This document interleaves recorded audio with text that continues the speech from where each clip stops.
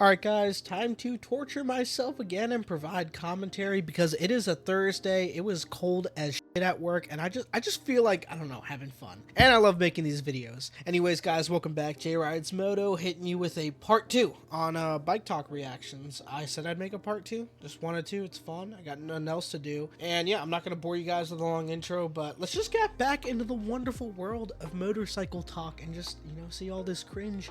See what my feed has cooked up and more amazing reels for us to watch together. So yeah, without further ado, let's jump into it.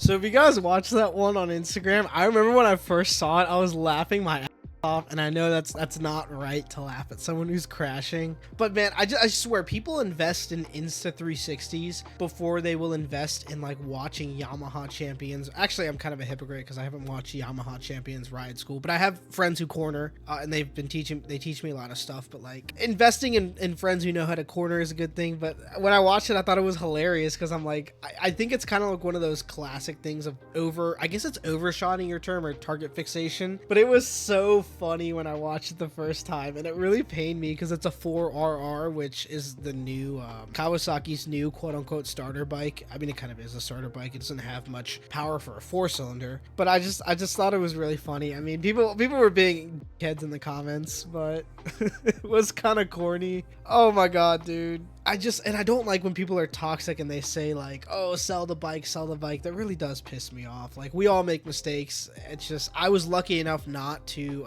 I only dropped my Ninja 400 about 2 times, and the 4RR probably weighs the same, but I just felt so bad seeing that scratch on the side of hers. Yeah, but dude, people on Instagram are heads. It's just, and I bet she probably, I'm gonna be a hypocrite for this, she probably went out and got like $800 monster fairings, which I did too, but like, oh dude, just there's many other sites that you can get different fairings. But yeah, dude, people are just being, and I think it's funny. Some of it is justified, but I just love seeing shit like this on my page because you get a good laugh at it. It can be kind of funny because you just look at it and you're like, what is this person doing? But I mean, we were all beginners at some point, so I won't be too mean, but holy shit, guys. All right, on to the next one.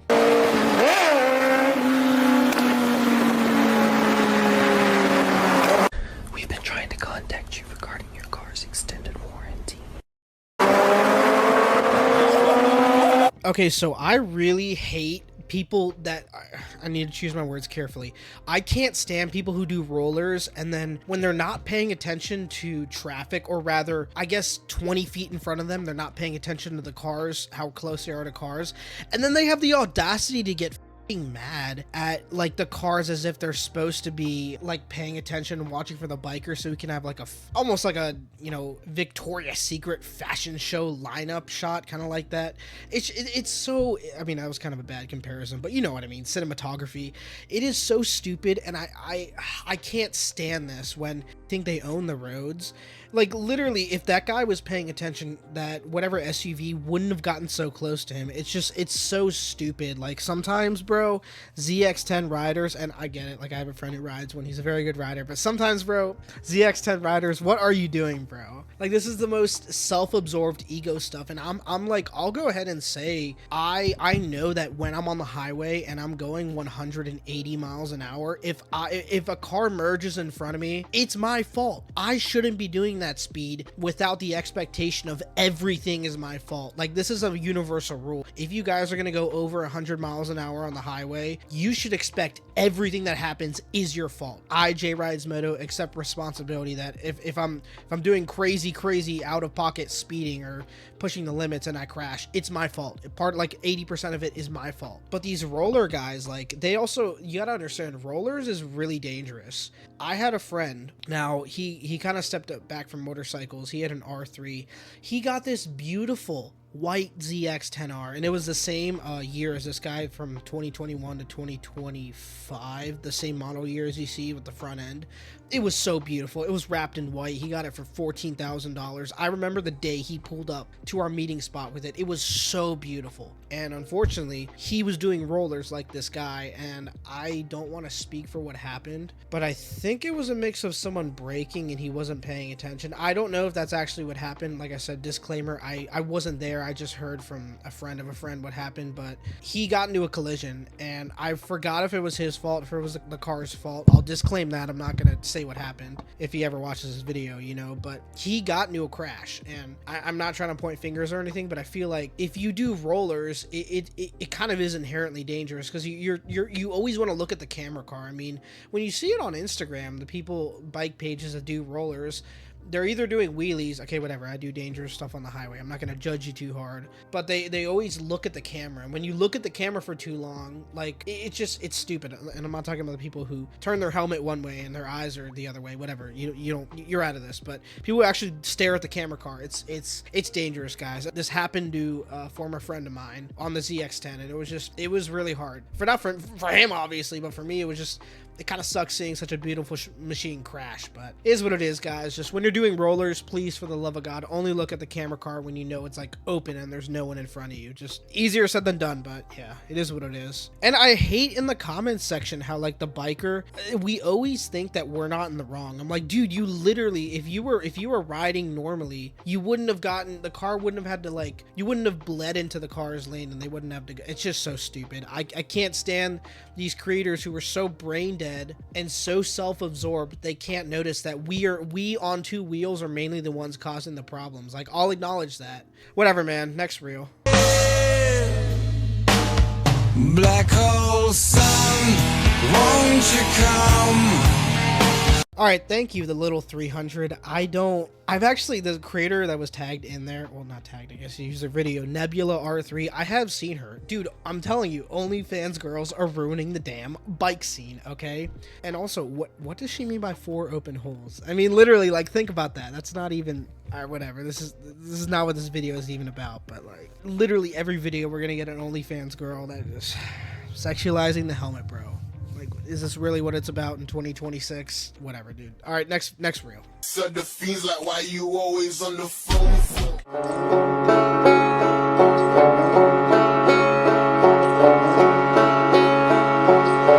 The age-old argument, dude. Should I start on a 600? I'll go in a little bit. I'll try to keep my tangent. I'll try to not be on my soapbox for too long. Starting on a 600 is a bad idea. I don't know how many times I'm gonna have to explain this to people. Starting on a 600 is a horrible idea.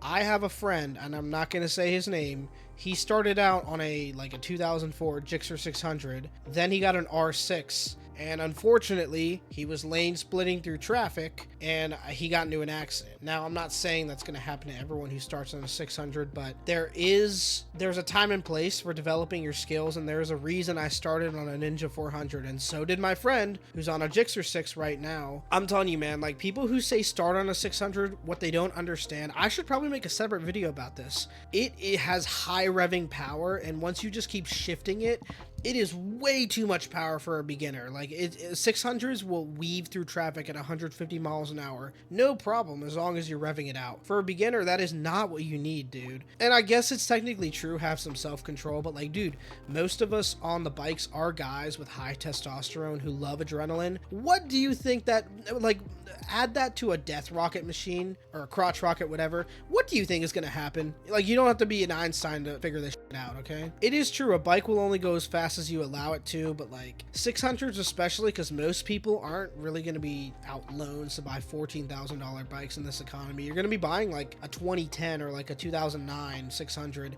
Those were the most raw 600s as, like, your quote-unquote starter bike. There was no A mode, there was no B mode, no ABS, no traction. I mean, for most of them. Dude, I'm telling you, like, these bikes are raw power that will knock your socks off. To a beginner, to someone who's ridden 1000s, okay, whatever, but like me, but, like, I'm telling you, bro, to someone who's never done that, like, you're taking a bike with the power of, like, almost as fast as a Ferrari and giving it to a kid. It's like, dude, that's not what you should start out on. Like, my Ninja 400 was already faster than most traffic, even in sports cars, you know, at least from 0 to 90, but whatever, dude. Starting on a 600, terrible idea. Don't listen to this propaganda. It's really stupid. Maybe I'll make another video about this, whatever. I don't want to go too much on a tangent, so next reel. Baby,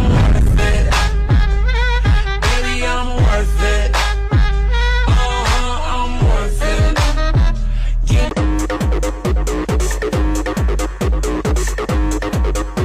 right, Mexi Pino Fit literally took the words out of my mouth. Like, I don't understand, dude. I don't understand what would be worse, helmet creators or OnlyFans TikTok bike girls. I really can't decide at this point what is worse. It's just, you guys have probably seen this on Instagram. This is the first time I'm actually featuring it in an episode. I can't stand these people. Like, it's almost like dancing moto archetypes. They make these, they're just so cringe. They're just so, and it's just like, it makes the helmet, it's that bike talk, book talk stuff. It's like, they want like a mysterious man in a motorcycle helmet. Like, listen guys, there is a reason I have to do 145 to 150 miles an hour between cars. Okay, people like me are balancing out the bike community to people who are gonna do serious, innovative, pushing the limits on the highways. And then there's the spectrum over here where they're being stupid as like, I'm glad I'm in my corner actually riding my bike, working on my skills, trying to balance out the community, okay guys? But yeah, I can't stand these people. Okay, on to the next reel.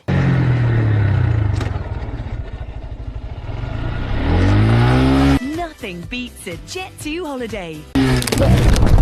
Yo, I told you guys. I literally okay, sorry, I was yelling in the mic for a bit, but I literally told you guys. So in Grom Trails, my series, I have talked many times about how on private properties, which I think this guy, it looks like he's doing a private property. Like, I think he's trespassing or whatever. But the thing is, bro, there are like, this might not even happen on a Grom, on an adventure bike. Even if he was trespassing in a normal motorcycle, not just a Grom, like, there's clotheslines, bro. And this isn't really pertaining to the episode. I just wanted to put it in here. Dude, clotheslines when you're trespassing people's property is a real thing. So if you got a dual sport, be careful of that. On to the next reel.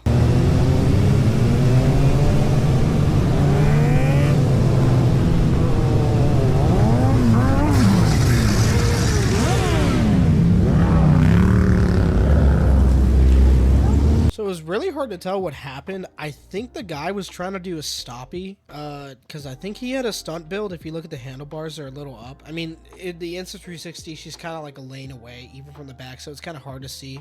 But it kind of looks like a controlled stoppie, I guess. I think she might have misinterpreted it wrong, unless I'm reading the post wrong. But dude, that's the thing on group rides, especially with stunners. I mean, I don't know if you guys have seen my episode. It was a long time ago, and I had the GX600. I rode with the DMV stunners, bro. If you ever go on a big group ride, you got to be so defensive. Like, they teach you in driving school, be defensive, bro. When you're in a massive group ride, you got to be extra defensive, because stuff like that can happen. You got to be prepared, bro. So I'm actually glad I'm seeing this reel, and if you guys are watching this, it's good, because bro, like, big group rides, people are going to be unpredictable. You should just expect the unexpected, bro. Because I literally was on that ride with the DMV stunners, and then I think I was looking back to record. I was being a dumb, I was the one at fault, but this guy blew past me. He was on like a wife beater basketball shorts. This dude had like a World War II helmet, and he had like clutch up wheelied next to me on a YZ250. It was so funny, but like, he almost hit me because I wasn't looking where I was going. So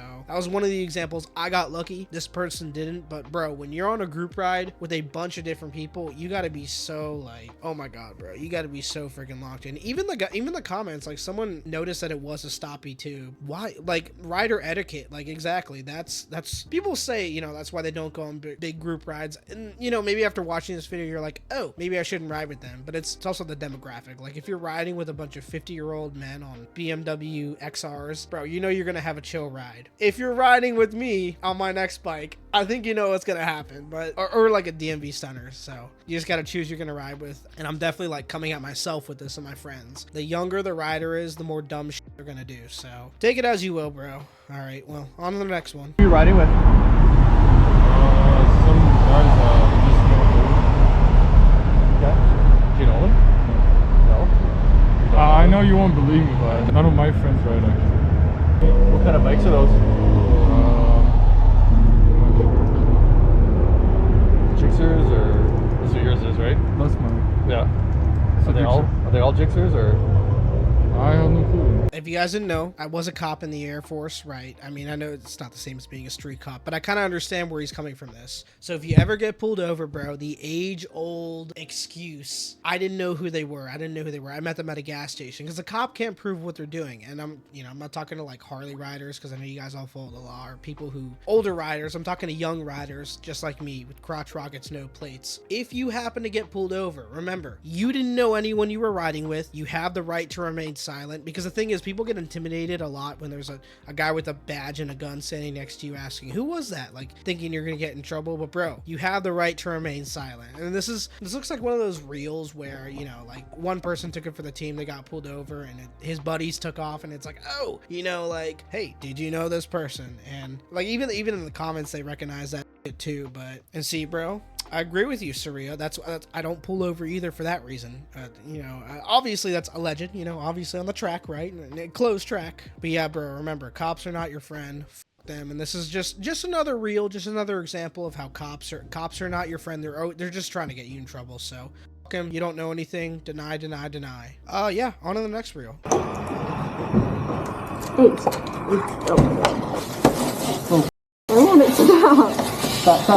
big, hell.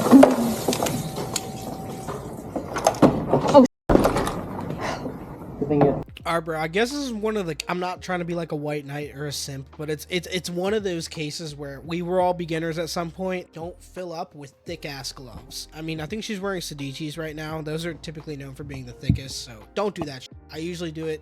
I usually take my glove off just because I don't like it spraying gasoline, you know what I mean? I just hate, bro, like, we can be so toxic if you look at the comments. Like, as I said, I'm not trying to be a white knight or anything, but like, as bikers, we are no better than the car community. Like, we're either telling them just sell it, or like, you know, who approved your license? There's just being a bunch of kids. But bro, that's what, when you're on the internet, people are gonna be kids anyway, so it's like whatever. I mean, I gotta deal with toxic bikers in real life anyway, so it doesn't matter. Like, I'm used to it, you know? Man, you can't deny, like, this is, I think the biggest thing you can learn from this is like, don't do any of the she was doing, you know, filling up with thick gloves. And also, like, if you're gonna make a mistake, just don't post it on the internet, bro. People are gonna clip it, take it out of context, and just be rude. So just avoid doing that. But I mean, hey, if they didn't do it, I wouldn't have content, so it is what it is. On to the next one.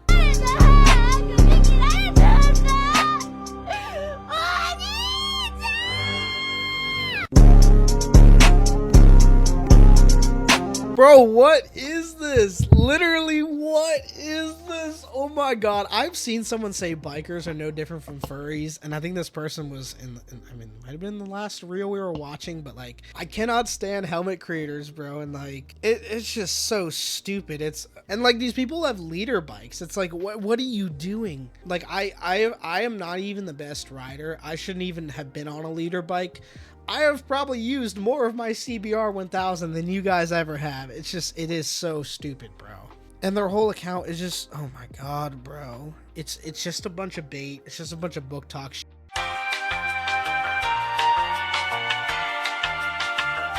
Yeah, I can't, bro. This needs to be my last reel of the day. I can't deal with these helmet creators. I mean, we all know they're cringe, but it is what it is, guys. Okay, I'm just done for this episode, bro. This is stupid as. Alright, bro, if you enjoyed laughing at these clowns like I did, just, you know, leave a thumbs up or whatever. Remember, helmet creators are the cancer of the bike community, and all we can do is leave hate comments and hope they stop posting one day. It is what it is, right? Yeah, but if you want to watch a part 3, I might make a part 3. It's really fun reacting to these things. But yeah, guys, just leave a like, subscribe, whatever, and I'll see you guys for part 3. We'll probably watch more then. So yeah, I'll see you guys next one.